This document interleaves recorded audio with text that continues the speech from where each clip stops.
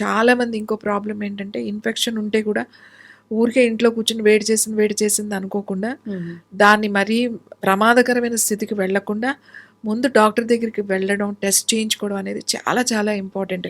మన దగ్గర బాగా యూరిన్ కొంచెం కలర్ మారింది అంటే వేడి చేసేసింది అని రకరకాల వైద్యాలు చేసి ఎప్పుడో సీరియస్గా ఏడుస్తూ డాక్టర్స్ దగ్గరికి వెళ్ళే వాళ్ళు కూడా ఉంటారు.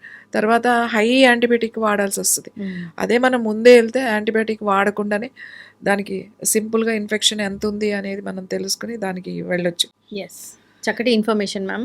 యూరిన్ ఇన్ఫెక్షన్స్ ఇబ్బంది పెడుతూ ఉంటాయి. ఉమెన్లో మోస్ట్ కామన్గా చూస్తూ ఉంటాము.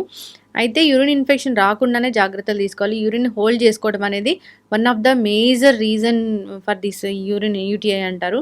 సో యూరిన్ హోల్డ్ చేసుకోకూడదు. సఫిషియంట్ వాటర్ తీసుకోవాలి. ఫ్రీక్వెంట్ యూరినేషన్ అనేది ఖచ్చితంగా ఉండాలి.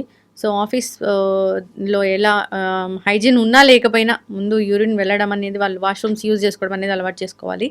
సో అందరూ ఫాలో అవ్వాలని కోరుకుందాం మ్యామ్. ఇలాంటి ఎప్పుడు మళ్ళీ రిపీట్ అవ్వకుండా చూసుకుందాం. చాలా చక్కటి ఇన్ఫర్మేషన్. ధన్యవాదాలు.